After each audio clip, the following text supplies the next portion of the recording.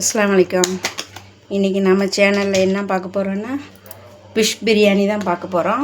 இதை பாருங்கள், இது வஞ்சர மீன் 1/2 கிலோ எடுத்து வச்சுருக்கேன். குட்டி வஞ்சரம் 1/2 கிலோ எடுத்து வச்சுருக்கேன். நல்லா க்ளீன் பண்ணி கழுவி வச்சுருக்கேன். இப்போ இந்த மீனுக்கு மசாலா போட்டுக்கலாம். குட்டி குட்டி வஞ்சர மீன் தான்.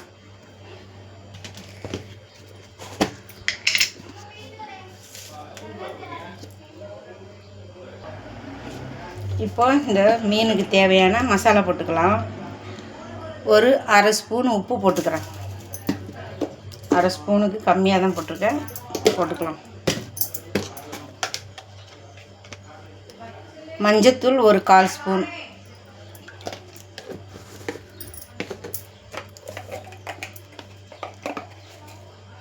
சீரகத்தூள் ஒரு ஸ்பூன், குட்டி ஸ்பூன்.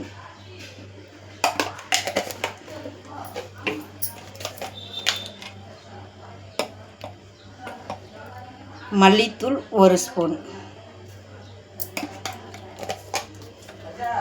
இது குழம்பு மிளகாத்தூள் ஒரு ஸ்பூனு. இது மீன் மசாலா, மீன் வறுக்கிற மசாலா. இது போட்டுக்கலாம்.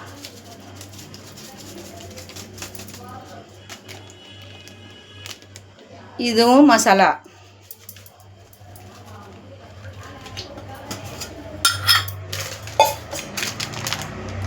வத்தத்தூள்.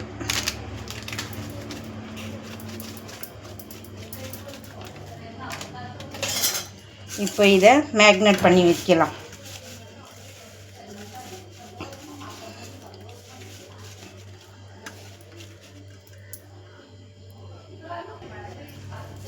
இப்போது எல்லா மசாலாவும் போட்டு விரவியாச்சு.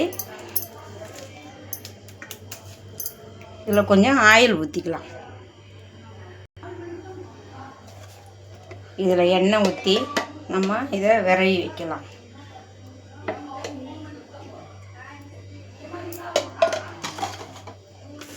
நம்ம எண்ணெய் ஊற்றி விரவி வைக்கும்போது பார்க்குறதுக்கு நல்லா கலர்ஃபுல்லாக இருக்கும். ஒரு 1/2 மணி நேரம் நல்லா அது மசாலாலாம் ஊறி வரட்டும். அதுக்கப்புறமா நம்ம ஃபிஷ் பிரியாணி செய்யலாம். சரிங்களா?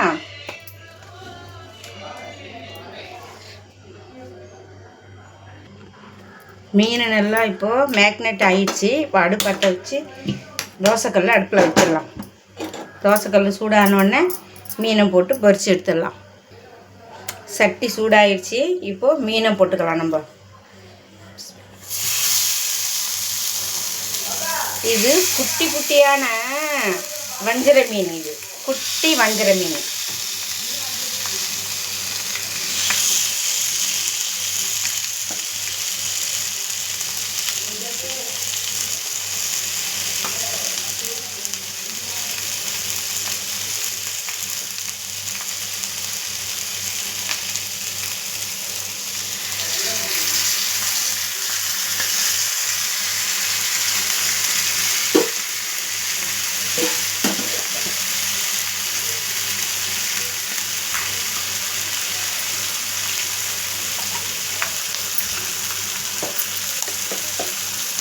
எண்ணெய் ஊற்றிக்கலாம். தேவையான அளவு எண்ணெய் ஊற்றிக்கலாம்.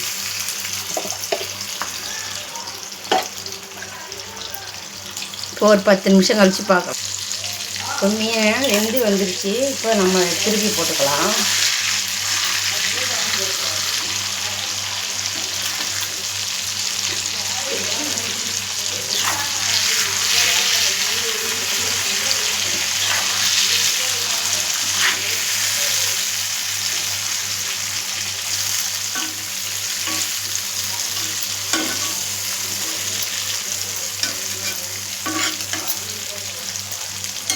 நல்லா வெந்து வரட்டும். மீன் நல்லா பொரிஞ்சிருச்சு. மீனை எடுத்துடுவோம்.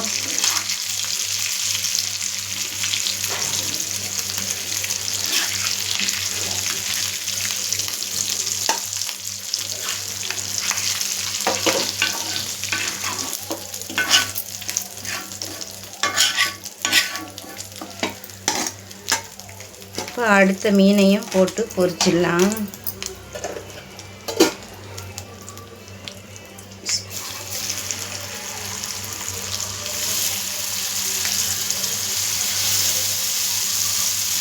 2 துண்டு தான் போட முடிஞ்சுது பார்த்துக்கோங்க. இந்த சைஸு ஒரு 2 துண்டு போடுற மாதிரி 2 மீன், அவ்வளோதான்.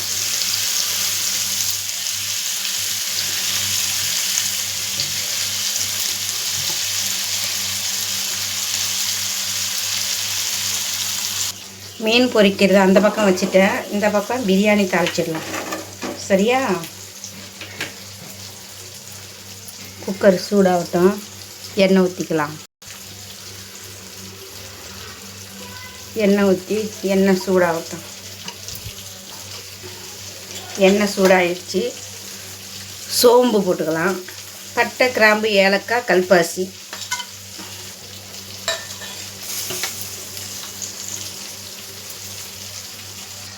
எண்ணெய் இப்போ சூடாகிடுச்சு. பட்டை, கிராம்பெல்லாம் பொரிஞ்சு வந்துடுச்சு. இப்போ வெங்காயம் போட்டுக்கலாம்.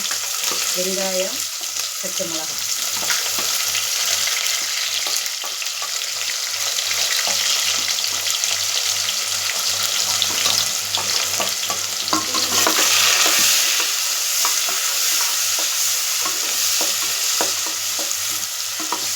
நல்லா வதங்கி வரட்டும். புதினா, மல்லி போட்டுக்கலாம்.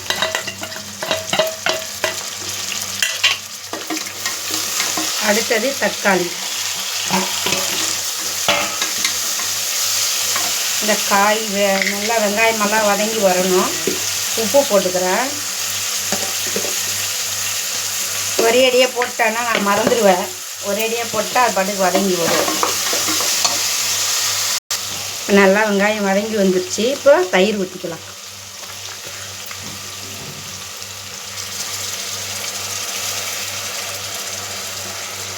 நிறைய ஊற்றுற மாதிரி இருக்குன்னு நினச்சிக்க போகிறீங்க. கரெக்டான அளவு தான் போட்டிருக்கேன். 1 ஸ்பூன் இஞ்சி பூண்டு பேஸ்ட்டு. இப்போ இதெல்லாம் நல்லா வதக்கி விட்டுக்கணும்.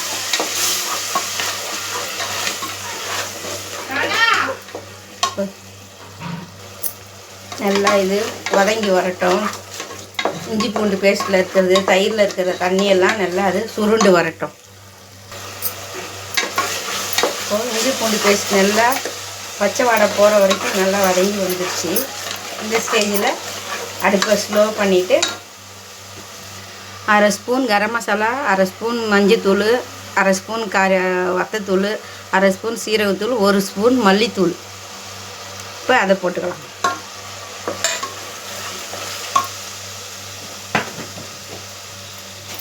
அதுக்கு தேவையான மசாலா போட்டுக்கலாம். 1/4 ஸ்பூனுக்கு மசாலா. நான் வீடியோ போட்டு எத்தனை மாதம் ஆகுது தெரியுமா?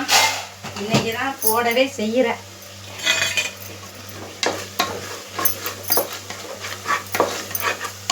ஒரு 2 நிமிஷத்துக்கு அப்படியே இது பச்சை வாடை போட்டோம்.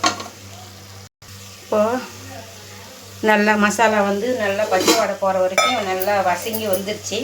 இப்போது மீன் பொரிச்சு எண்ணெயை தூக்கி அதில் ஊற்றிக்கலாம். நம்ம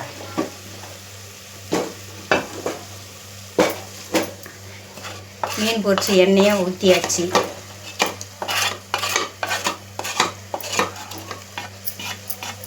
அவ்வளோதான். இப்போ தண்ணி அளந்து நம்ம ஊற்றிக்கலாம்.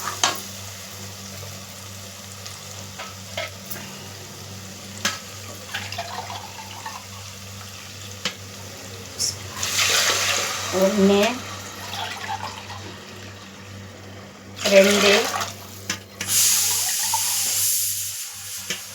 3,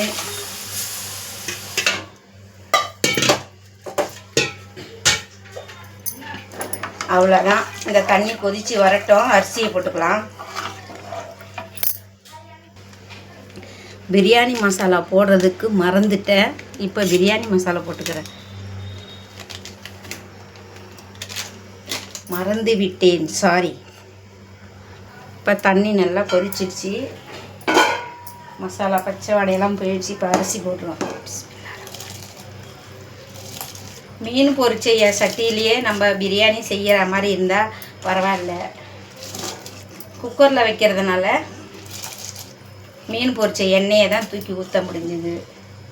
இன்ஷா அல்லாஹ் நெக்ஸ்ட் வீடியோவில் அதே சட்டியில் போட்டு செய்கிறேன்.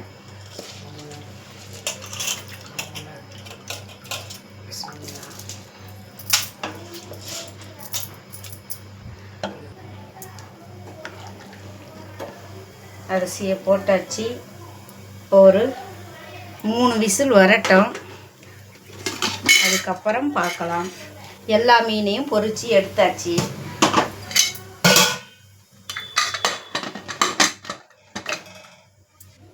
ஒரு 10 நிமிஷம் கழிச்சு பார்க்கலாம்.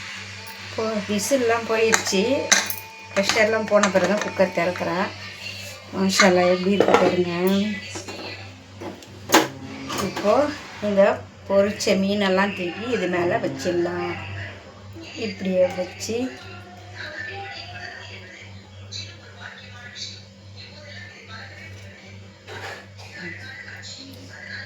பொரிச்ச மீனெல்லாம் இதுக்கு மேலே வச்சாச்சு. இப்போ கொஞ்ச நேரம் இதை அப்படியே தம்மில் போட்டுருவோம். ஓகேங்களா?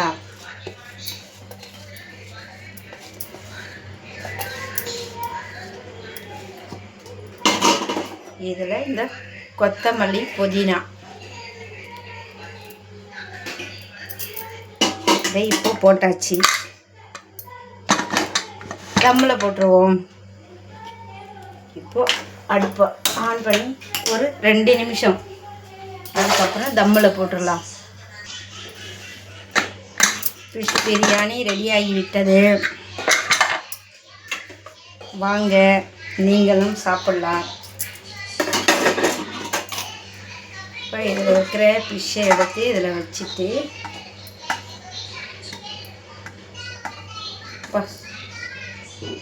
சுடு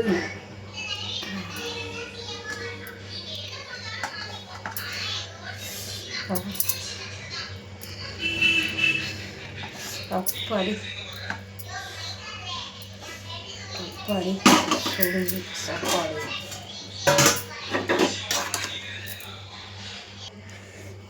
இவ்வளோ தான் ஃபிஷ் பிரியாணி ரெடி ஆயிடுச்சு. நீங்களும் இந்த மாதிரி செஞ்சு சாப்பிட்டு பார்த்துட்டு கமெண்டில் எப்படி இருக்குதுன்னு சொல்லுங்கள். என்னுடைய ஸ்டைலில் ஃபிஷ் பிரியாணி ரெடி ஆயிடுச்சு. வாங்க சாப்பிட்லாம். என்னுடைய சமையல் பிடிச்சிருந்தா சப்ஸ்கிரைப் பண்ணுங்கள், லைக் பண்ணுங்கள், ஃபேமிலி ஃப்ரெண்ட்ஸுக்கு ஷேர் பண்ணுங்கள், பெல் ஐக்கானை கிளிக் பண்ணுங்கள். இன்ஷா அல்லாஹ் நெக்ஸ்ட் வீடியோவில் பார்க்கலாம்.